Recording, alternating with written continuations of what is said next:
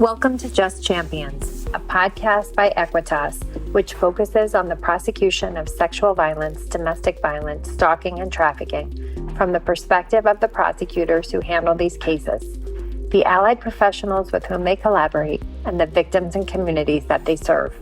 I'm Jennifer Long, the CEO and co-founder of Equitas, and a former prosecutor specializing in adult and child sexual abuse, intimate partner violence, stalking, and sexual exploitation. And this is the inaugural season of Just Champions, where we will explore the ways prosecutors can influence justice and safety through the lens of our guests who impacted safety and justice for victims in ways you may not expect. In this episode, I'm joined by Nancy O'Malley, the former district attorney of Alameda County, California, who was the first woman to be elected to that position. Nancy is a nationally recognized expert in issues involving violence against women, violence against persons with disabilities, and interpersonal violence, including sexual assault, domestic violence, elder abuse, child abuse, stalking, and human exploitation and trafficking. During her time in the Alameda County DA's office, Nancy worked on the issue of untested forensic sexual assault kits nationally and throughout California, and founded the HEAT, Human Exploitation and Trafficking Unit, in 2006. She also led the statewide charge in response to human trafficking in California. Finally, Nancy is an Equitas board member. Hi, Nancy. Thank you so much for joining me today. It's so great to see you. Oh, you too. I'm so happy to be here with you. And I am too. And as I was preparing for this, I realized, I know about you before I knew you, because I knew of your work in Alameda County on both sexual violence, untested rape kits, human trafficking, domestic violence, everything. And also, I have the pleasure of knowing you as a colleague now, because we've taught together, and as a board member. But I realized I really don't know the full breadth of your career and everything that you've done and how you came to become a prosecutor. So I thought you could tell me about that. So when I was a kid, my parents had 9 kids, first of all. So you found the time to be with a parent that you wanted to be with, because otherwise it was like a race to the finish. But my dad was he had gone to law school. My parents moved out from Boston right before I was born. And he went to law school at night, worked in San Francisco, took the bus in from out in the suburbs, and then became a lawyer. And he went to the district attorney's office. And at some point in time, he was one of the people who actually founded the public defender's office in Contra Costa County. So on Saturday, he would go in to do work, and I would go with him. And that was my dad time. And he would give me law books and say, okay, read about this case or do whatever. And I did that. And so I had an interest, not consciously had an interest, but I did have an interest. My dad became the elected district attorney in Contra Costa County. And one of the things, he came home one night, and of the 9 kids, only 2 are males. And then we had a female cousin that lived with us. And so my dad said at dinner, I've started this new program. I've just funded this new program, and I think you all should be involved, pointing at me. And I said, well, what is it? Oh, it's about women who have been sexually assaulted, and we're helping them. Wow. After that happened. And I said, oh, I don't know anything about that. And he said, well, that's why you get involved. That's what we do. We're O'Malley's. We get involved. So I started volunteering for the first Rape Crisis Center, which was actually funded by the DA's budget. And I don't even remember how long ago it was, but it was the first Rape Crisis Center, maybe in 75. Wow. And I started working with sexual assault victims and survivors. We would do phone interview. We'd make the phone calls, like a hotline, and go to the hospital if somebody needed accompaniment, and basically give talks to the community about sexual assault. And that really was when I got started really focusing on this horrific crime that happens. And then from that, I was recruited to be a volunteer at one of the first domestic violence shelters in Contra Costa County that's still in existence, and started working with women with children who, as a volunteer, who had been abused and assaulted and everything around that. So that kind of started my focus in this particular area. And, I had a real sensitivity to it. And I think I also had like strength, where I could be strong for people who were in so much trauma and things like that. So that's how I got started. Um, and during law school, I went to college, law school, and stayed involved. But in law school, I actually took a class called sexual assault, Wow. and yeah, Which was yeah, new at the time. I mean, there aren't a lot of classes now on that, let alone, exactly. historically on that. So that's incredible. And it was about in 1982 or 83, that around that time, quite remarkable. But the law school I went to, which was Golden Gate University in San Francisco, was at 50% women when other law schools were like 10% women. And so it was Fantastic. already, focused on equity and equality and the role of women and things like that. I mean, that's such an extraordinary background. I mean, to grow up with a father who was in the public defender's office, in the district attorney's office, then the elected, you really got to see the full spectrum of the criminal justice system at such a young age and in such a personal way. And really to think about what brought you to prosecution and your first involvement in sexual violence as from an advocacy side. I think that's really fantastic. So when you started in the office, what office did you start in Alameda County? Did you start in Contra Costa? Where did you start? So I was in private practice for 1 year, and I realized it probably wasn't for me. That I wanted to be in a place like a DA's office. So I went and applied to Alameda. I didn't want to go to Contra Costa. My dad was the boss. Right. And I knew that, if my father was the boss, either people wouldn't talk around me or they'd say bad things about him, and I'd want to beat those people up. And so I realized it was smarter for me to go to Alameda County. And Alameda County has had such a great reputation. The building that that they are still in, it was built when Earl Warren was the district attorney. Oh, And ultimately, when I became the district attorney, I sat at the actual desk of Earl Warren, which made me so proud, and at the same time feel so much responsibility right. for being in that position. So I went to Alameda County and started in 1984, the Tuesday after Labor Day. And I was there one day, and I watched this guy named Matt Gold examine a police officer in a DUI case. And I took shorthand. So I was literally writing down every question he asked. And then the next day, they handed me a file and said, okay, go try this case. Like, wow, how do you find the cops, and where's, blah, blah, blah. So I Trial by actually, fire, right?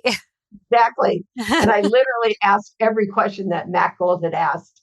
And I was hooked then. Like, I loved doing trials so much, that it's just a wonderful career that I had. And I did trials for many, many years, even And it, as the number two in the office. The last case I tried was I knew that doing trials was, uh, for some, scary as heck, of course. But secondly, there was so much, especially around sexual assault, domestic violence, human trafficking. There's so much pain and trauma that when somebody can get up there with that courage it takes and be treated respectfully, and then walk out of the courtroom knowing that they were brave enough to go through a trial, it's really very, very moving to me. yeah, I'm just thinking how lucky. I mean, when I think of, and we'll get to it in a moment because it's hard to pick really. You've done groundbreaking things around sexual violence. In fact, I mean, it wasn't even the first thing we asked you. I mean, later on down the road, asking you to peer review and provide input and information on the model response to sexual violence for prosecutors, your work around untested rape kits, TV. Okay, we're going to get to all of that. The human, I can't even name them all. But I'm sitting and thinking, when you think of the components of a successful prosecutor in these cases, the compassion, really understanding and knowing how to explain the dynamics, and then the the trial practice piece of it, and the ability to be an amazing litigator and to love to do that, so that you are not afraid to get into the arena or into the courtroom and to fight back, which is so important because these cases come, there's so much bias. These victims come in a courtroom with so much bias against them, and it's amazing when champions stand with them. So I feel like the field is so lucky that with all that experience, you focused on these crimes. Was it your early experiences that led you to stick and to really prioritize? I mean, I know you did other things, obviously, in Alameda County that you're proud of. I'm focusing just on the crimes here. I think that part of it, that early exposure to working with sexual assault survivors and people who are in great fear and trauma, and being able to provide whatever it was that they needed, like a compassionate handholding or a brave stand up and fight for the person, whatever it was that they needed, that helped me in the courtroom. Because through my work as a volunteer and in other capacities, I really understood what people were going through and what it meant. And there were classes then. Yeah. So, people were treating sexual assault cases like you would a drunk driving case, or Yeah. you would any other kind of case. And they are just different. One of the when I was a rape crisis advocate doing my volunteer work, I had phone calls from people who were sexually assaulted by the guy that we called the East Area Rapist or Golden State Killer. And it was 30 years later that we figured out who that guy was. And, I remember sitting with my colleagues, the prosecutors, the electeds were saying, oh, this is what we should do. And I'm going, I know this case. I was there with the victims. And so I think going into courtroom, obviously there's a great skill that's required. There's important training that is required. So, how do you ask the questions? How do you show that compassion without looking like you're, being fake or Right. something? How do you do that in front of a jury and at the same time have the skill and knowledge to explain what the impact of sexual assault is, that could explain the demeanor or the way in which the victim survivor reacts to questioning or just seeing the perpetrator? And all of those years of prep, gave me that sensitivity and that knowledge to where I felt, Exactly. yeah, I mean, you see it also. And it's important for people that are going to go to trial or handle these cases to have other experience on how to be a prosecutor, how to be a lawyer in the courtroom before you go in and, sort of try it like it's a DUI case or some other kind of trial.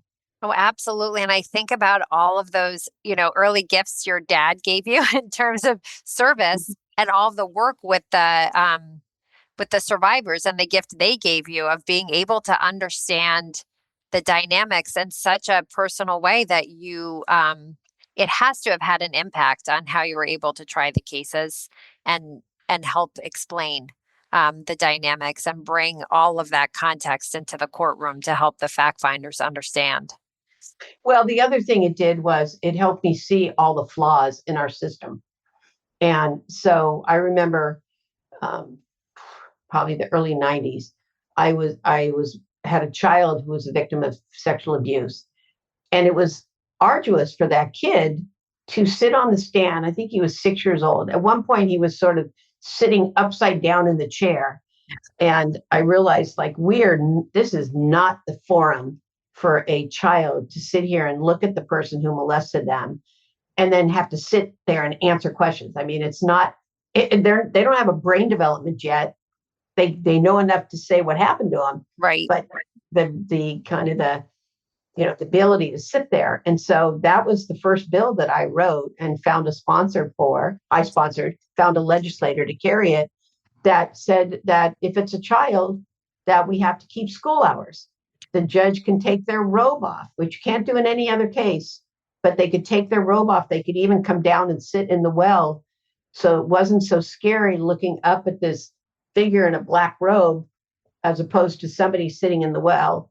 And especially the school hour thing where the part of the law also says that you cannot let let either side, but mostly it's focused on the defense, like go over, cross-examine over and over and over with the same questions, Yep. trying to catch the child in a lie or something. And that law is still on the books. Not all the judges are getting trained on it, but it's on the books. And I'm so glad you raised that because it's true. In addition to the programs and the way you set up the office, elected DAs and DAs offices do craft legislation.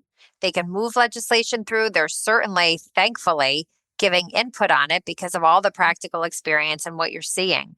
Um, was that a big part of the job of being an elected DA? Uh, Well, identifying laws that you could implement to try to fix the gaps.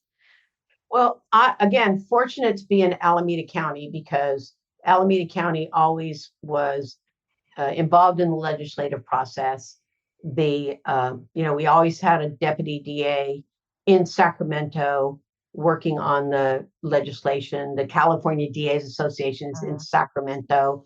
My dad was one of the founders, and I think the first or second president.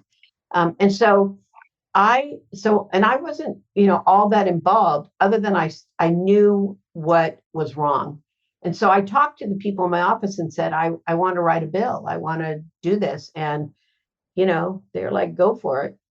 And so I found the author and I wrote the law, wrote the law for them, and I testified on it. And lo and behold, it got out. And I think that's the other thing about being a sexual assault prosecutor is have the guts and the courage to step out of the norm. Like I was a nobody, and nobody knew me in Sacramento. I was just a deputy DA from Alameda County, but yet that bill got passed, and I got to be there when the governor signed it into law, and it was just, so I think now I think I have about 67 bills that have Wow. become law. And I'm not the only one working on it. I'm not trying Of to be course, like yeah. spotlight on me, but I'm saying that when we see a wrong, we have every right to step up, especially as lawyers, Yep. to rewrite that law and step up and take it to the state's capital. For me, it was Sacramento, and just, if it's the right thing to do, then go for it. And and so you have that part of your career where you've put the law in the books. And I think it was the Urban Institute and Colleen Owens is one of the authors who wrote this great line, or it was in a human trafficking research about there's a law in the books and the law in action.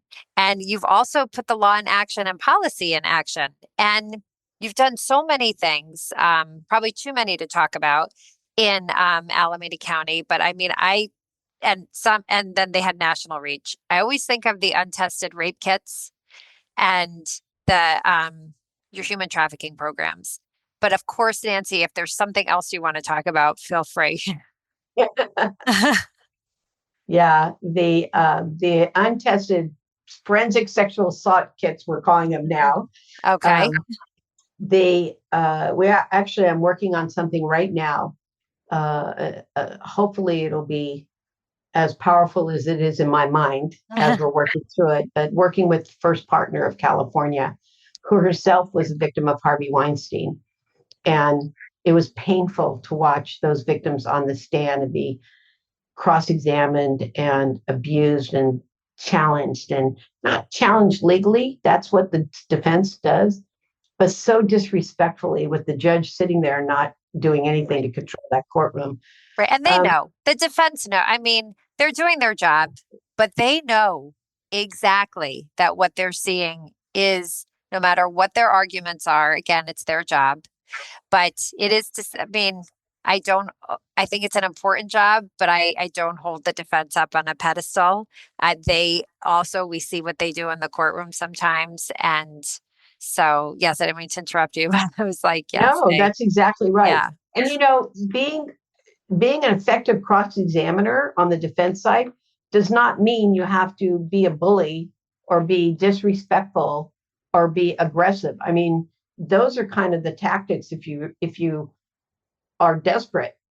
Good defense attorneys know how to get information out or to challenge the testimony without making that person feel like a complete, well, I don't even know. I would fill in the word, but I don't need to. You know what I'm talking about. And yes. so, I think that, but back to the forensic kits, what we realized in Alameda County was that we had a bunch of kits that were sitting in our evidence room, or the police evidence room.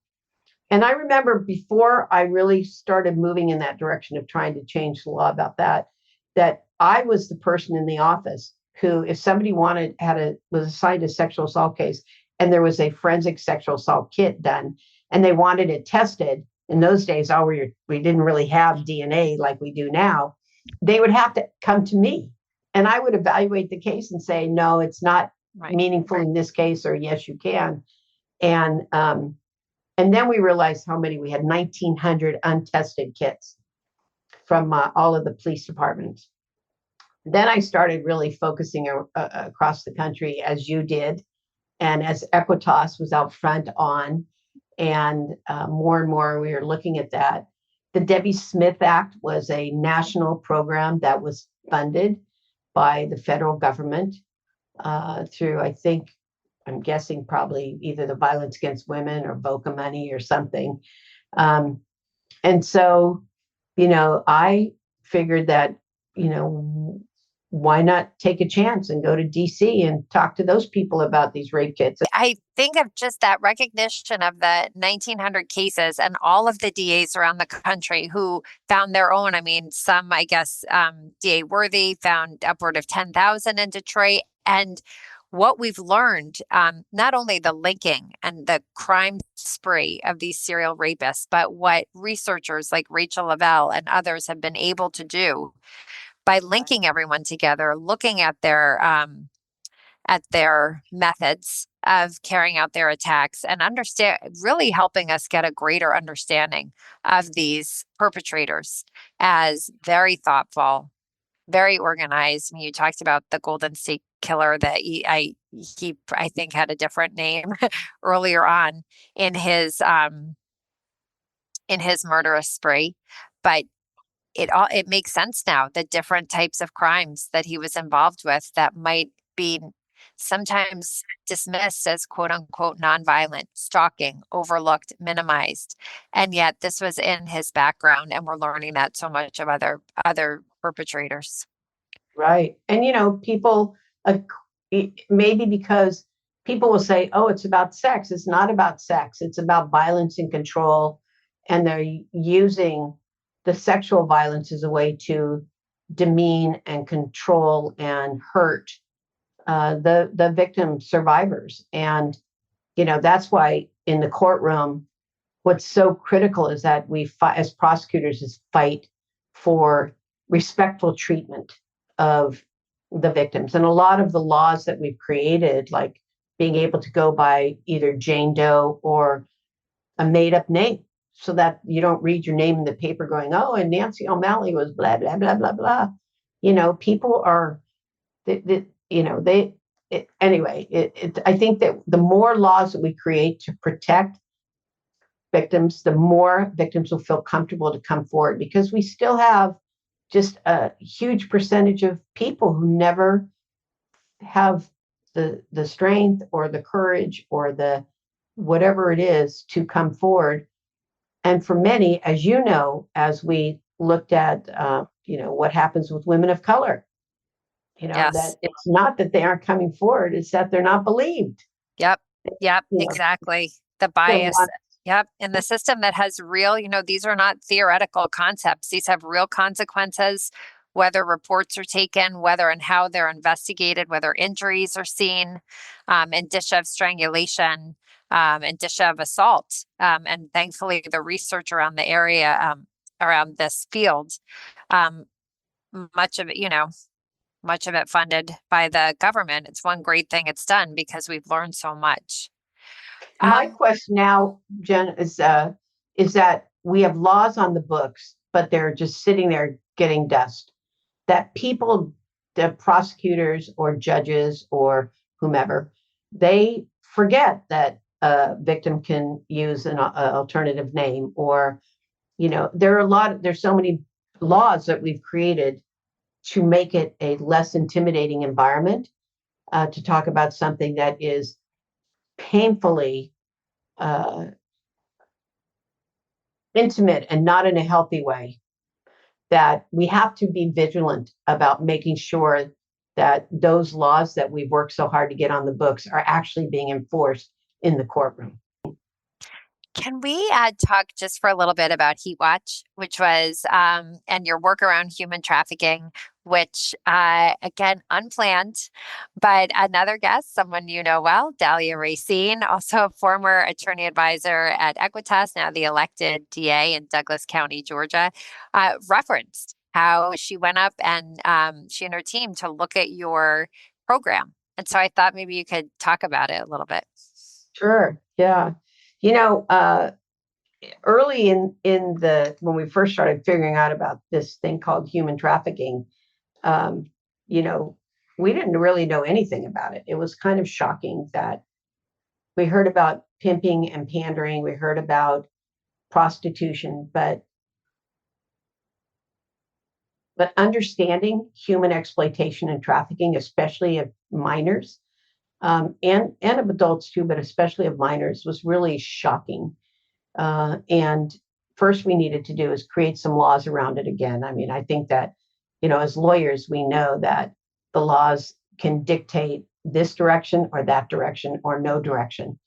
And so we worked on, one of my colleagues, Charmaine Bach, and I worked on bills to start to introduce this concept of human exploitation and trafficking. And I mean, this was in the early 2000s that we started talking about it. And so we, in Oakland, the main city in Alameda County, we saw a lot of activity.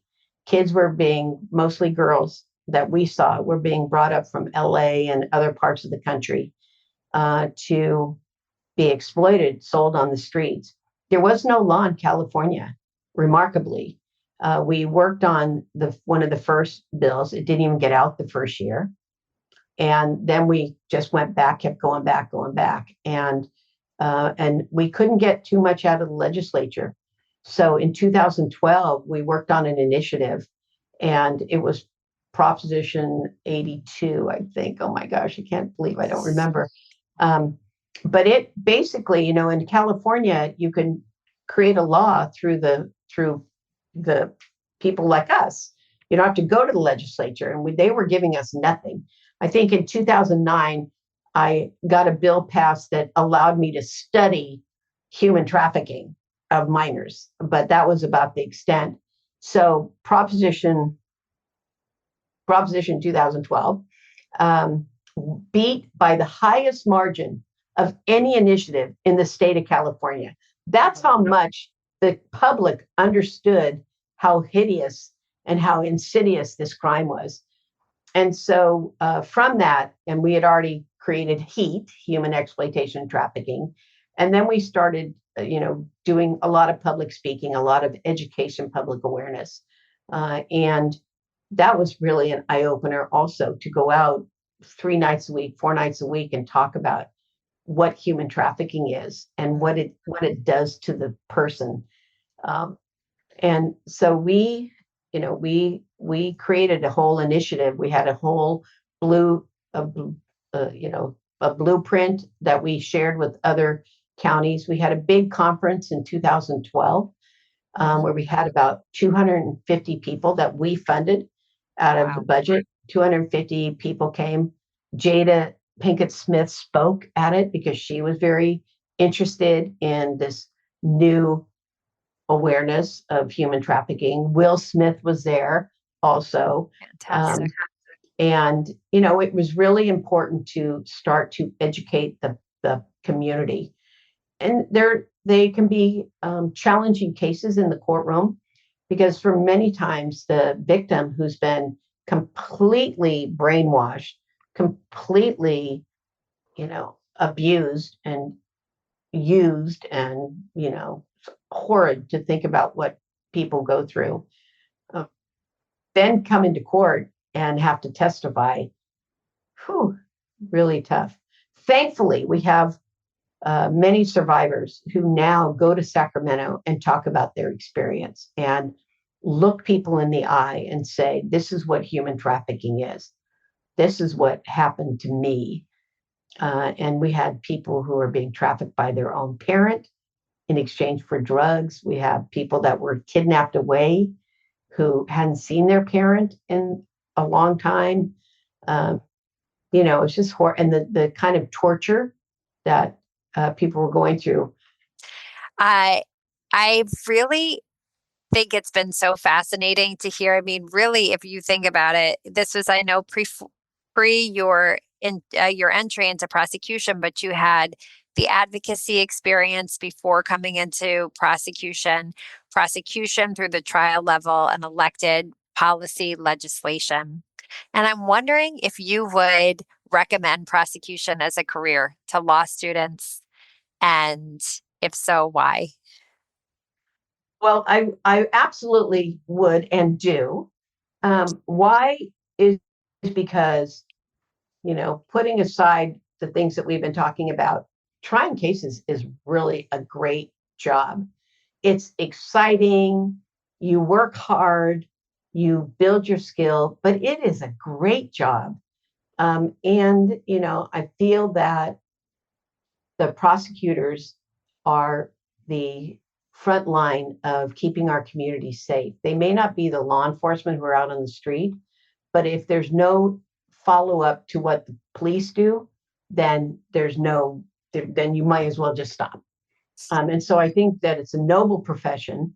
It's a profession that allows people to build their skill, and it allows people to help others in a way that in a different way than a victim advocate or like a rape crisis center. I mean, those are all critically important, but holding offenders accountable is just incredibly satisfying from a holistic standpoint. So I think that being a prosecutor is a great job, and it's a fun job too, because you get to meet so many different people. And so yeah, I would recommend that for anyone. And prosecution brought me to you, so I'm so glad, because you're someone I would have been reading about had I not gone into this work. And you're certainly accessible and around, but I never would have understood the depth, and I never would have had the same chance to learn from you. Well, I'm going to say back to you is that the creation of the vision for the need and the need for skill, not just the need to have prosecutors who are trained, but the need to build that skill is remarkable. So your creation of Equitas has really revolutionized prosecutor world around sexual assault. That's the first thing. And the way in which you've developed of having experts in different parts of the country that would be available to prosecutor offices is genius. I mean, most people focus on one little area, and then great if you're in that area, but good luck the rest of you. You've gone beyond that.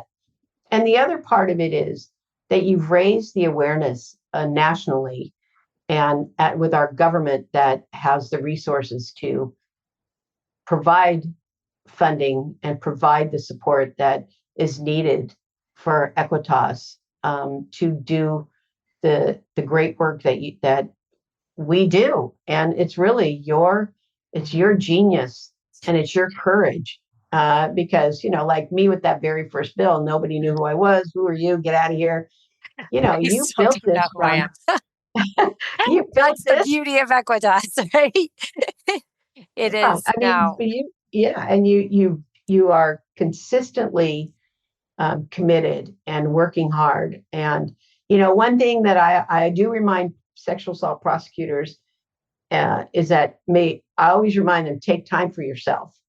Because if it's just a heavy dose of the angst that we see, then we need to have some joy. And Equitas brings joy because you bring people together to learn how to do their job. And it removes so much stress when you actually are skilled. So I am grateful to you, Miss Jennifer Long, for everything you have done. And feel so privileged to know you. Oh, Nancy, you're so great. And I do agree with you that it does bring joy. It is almost no greater feeling than to come together with people who are really committed to trying to achieve justice, trying to work together to overcome any barrier, and just trying to be better than they were the last time for something bigger than themselves. So I love that, and I really can't think of a better way to end and this conversation today. But I can't tell you how grateful I am that we got a chance to talk. And thank you again for all you've done for the field and all you've done for Well, Equitas. Thank you so I'll much, say Nancy. thank you back. Thank you, Jen. Thank you.